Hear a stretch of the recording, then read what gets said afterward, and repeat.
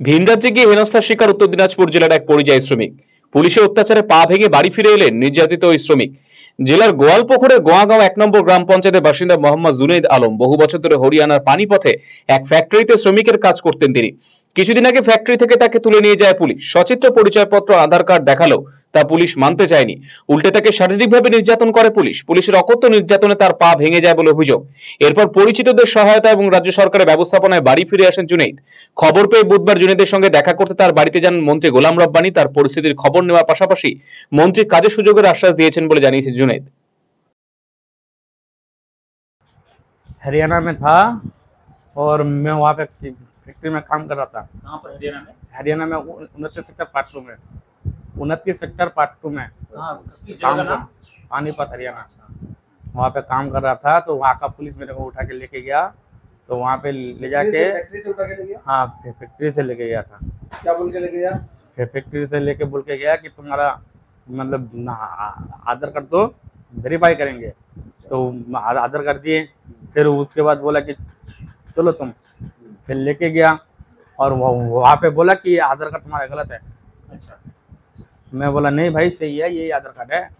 बोला कि फालतू नहीं बोलना, तुम बांग्लादेशी हो। बस यही बोल के बस मारना शुरू किया। अच्छा, तुम आपको बांग्लादेश बोल रहा था? हाँ, और क्या बोला? बोला कि तुम बोलो कि मैं बांग्लादेशी हूँ। अच्छा, बोला है। हाँ, बोलने बोल रहे हैं, नहीं तो वो किस चीज से मारा था वो?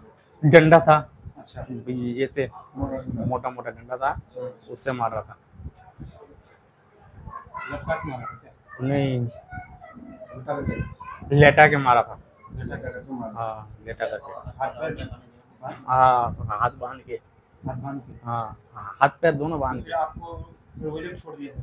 नहीं, हमारा लोग गया था। मैं जिस फैक्ट्री में काम कर रहा था वहाँ का जो मालिक है वो जो शांति से आराम से, यहाँ कोई दिक्कत नहीं है। बाकी हम लोग हैं यहाँ पे, ममता बनर्जी है, बाकी आप लोगों को कोई दिक्कत नहीं होगा, ये बोला मंत्री साहब ने बोल के गया। रोजगार के लिए क्या? रोजगार के लिए बोला कि हमारे यहाँ भी होगा, रोजगार होगा। यहाँ पे रोजगार का व्यवस्था कर दिया। हाँ, रोजगार का व्यवस्था करेगा।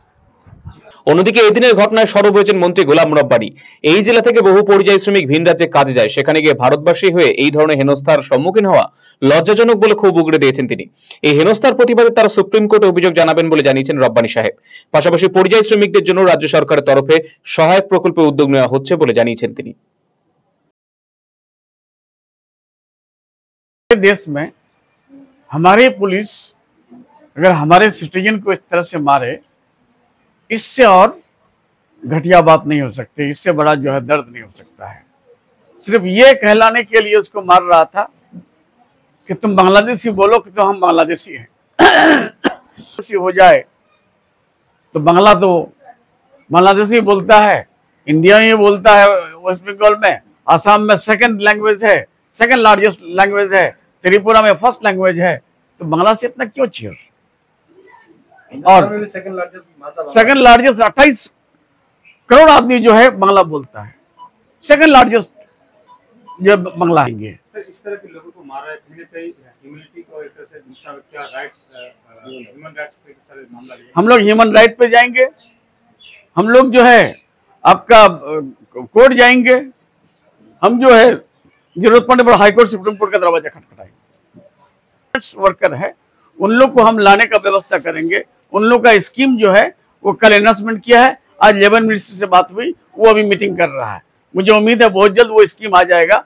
वो स्कीम आने के बाद जितने भी प्रजा श्रमिक है जहाँ सेफ है वहाँ, अगर वो वहाँ रहना चाहता है कोई दिक्कत नहीं है, अगर यहाँ आना चाहता है यहाँ भी कोई। রায়গঞ্জবাসীদের জন্য সুখবর, যারা দীর্ঘদিন ধরে জয়েন্টের ব্যথা এবং হাড়ের সমস্যায় ভুগছেন তাদের জন্য রায়গঞ্জ দিশারিতে আসছেন আর.এন. টেকোর হাসপাতালের জয়েন্ট রিপ্লেসমেন্টে ভারত বিখ্যাত অস্থিরোগ বিশেষজ্ঞ doctor Barun Dutta, MD, DNB. এখন থেকে প্রতি মাসের নির্দিষ্ট দিনে ডাক্তারবাবুকে দেখাতে আজই যোগাযোগ করুন দিশারি হেলথ কেয়ার, উকিলপাড়া, রায়গঞ্জ শাখায়। যোগাযোগ করুন 7477785509, 7477785512 এই নম্বরে। শুনছি এবার নাকি পরিবর্তন হচ্ছে, তাই কোথাও হচ্ছে পরিবর্তন?